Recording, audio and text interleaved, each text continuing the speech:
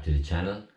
On today's video we're going to be talking about the IBT. So I recently completed module 5 of the IBT on 600 phaser, 600cc phaser. So that means then I can ride any bike within that category as far as I know. And it's for the A license, so I have the permanent. It's for the A license, so now I have the learner permit for the A license. And I've got a new bike as well, which you'll see in the next videos on from this one. And I've loads of videos lined up, so lots of action on the channel. So don't forget to like, subscribe and comment as well, and share as well with your friends, and we'll try to grow the channel. So we're going from the next level up. So I done the training in Wexford with Mick Smith on roadcraft.ie, and he was absolutely fantastic. From the moment that I started chatting to him, felt very much at ease. He was asking questions about the road for the full test, you know, what they were going to ask you in regards to that. So even from the start he was like, you should be thinking about the full test now. So straight away you're not thinking of trying to pass the module 5 IBT, you're thinking beyond that already, which is a really great way to go about it. And mentally then you're in a much better place. So we started off, I told him, look, I want to go up to do the A license up to a 600. So he took out the 600 phaser.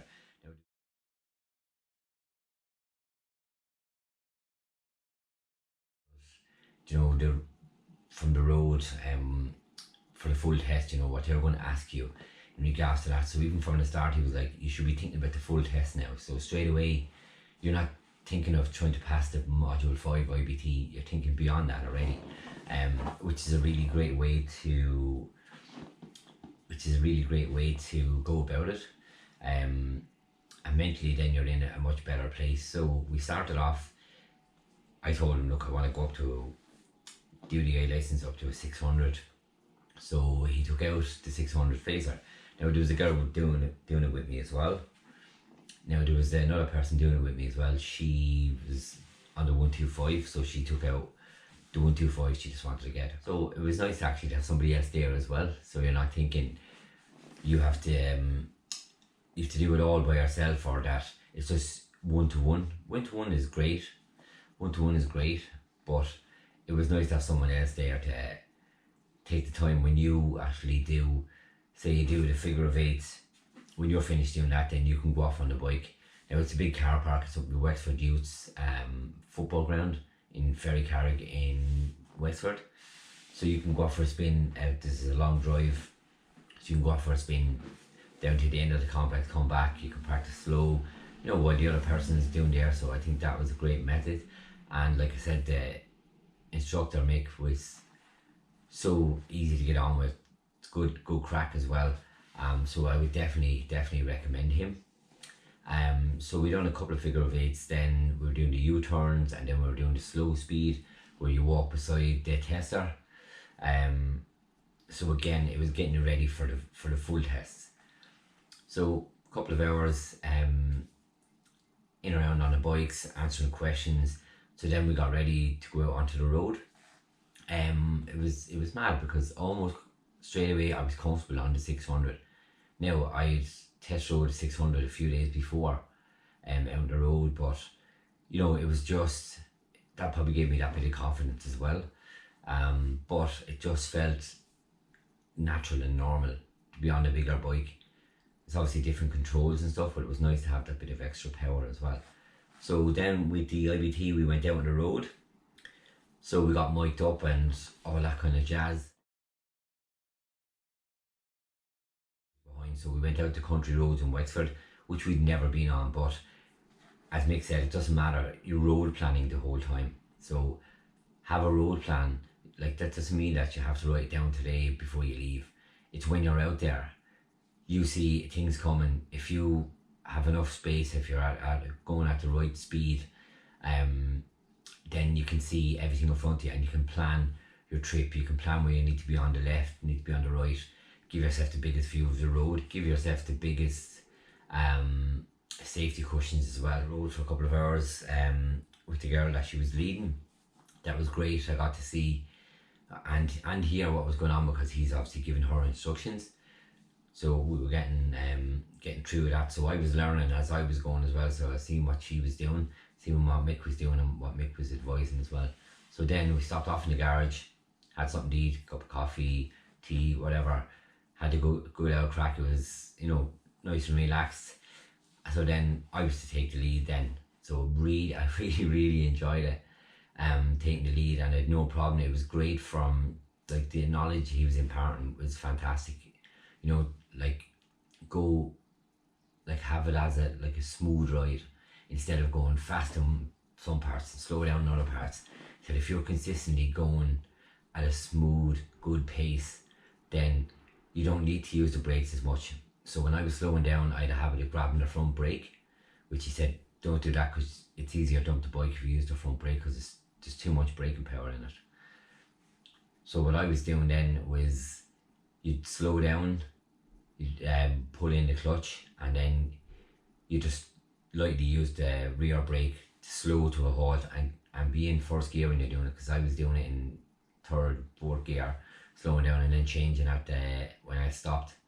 But those habits were, when you're out on the road, you actually pick them up very fast. I picked them up very fast because I'm usually a slow learner. It would take me a while to do it, but I was just at ease straight away and I put it down to the instructor. The instructor was fantastic. He just made you feel at ease the whole time, and he was giving you active encouragement as well. So if you made a mistake or whatever, he'd be like, okay, this is what you need to do next.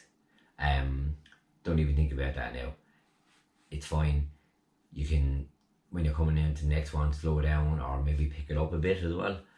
And even going through like some of the back roads, there was a brilliant one where we came along and you could see the top of the tractor, but he was like, slow down and let the tractor come in to the viewing point, so the tractor can see you, not at the last minute and panic, or you do the same. You slow down enough to let them come into the same space, just say, and then you were able to see each other, and then there wasn't any of this, oh, there's a bike, or there's a truck, or there's a tractor. It made so much logical sense, but it was so simple as well. So that kind of stuff really enjoyed. And we stopped off in a couple of different places because it was the first time I'd rode the bike for 2-3 hours, you know, so you would feel it, and fatigue as well. So it really taught a lot of that. So I don't know how long we were out on the road, but even he was saying, I'm going to talk to you like we're doing the full test here.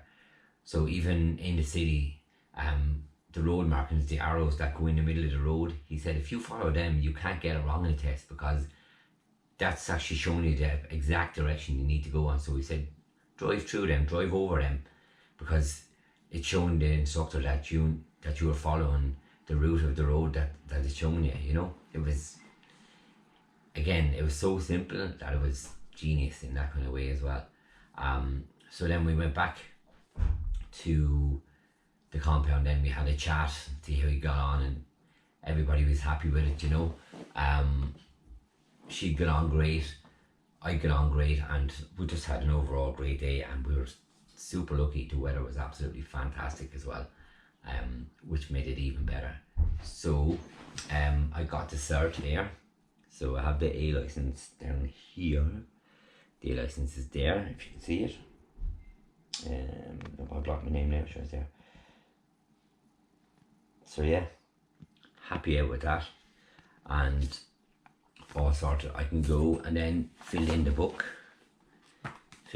for me, and in the back then you have your stamp on your IBT. So you have your stamp here on your IBT, and then you're good to go. IBT cert, you're supposed to have this with you the whole time, not a copy, not on your phone. You're supposed to have this with you the whole time, because you can get done for not having it. If you do lose it, you can always email the RSA and they will send you out a copy that's on the system. The IBT instructor can't give you another copy on it as well, so that's that might be a little hint that'll be worth having. So if you have any questions on the IBT, drop them down below, send me a DM on Instagram, crack. And thanks for watching. Deise Rebel out.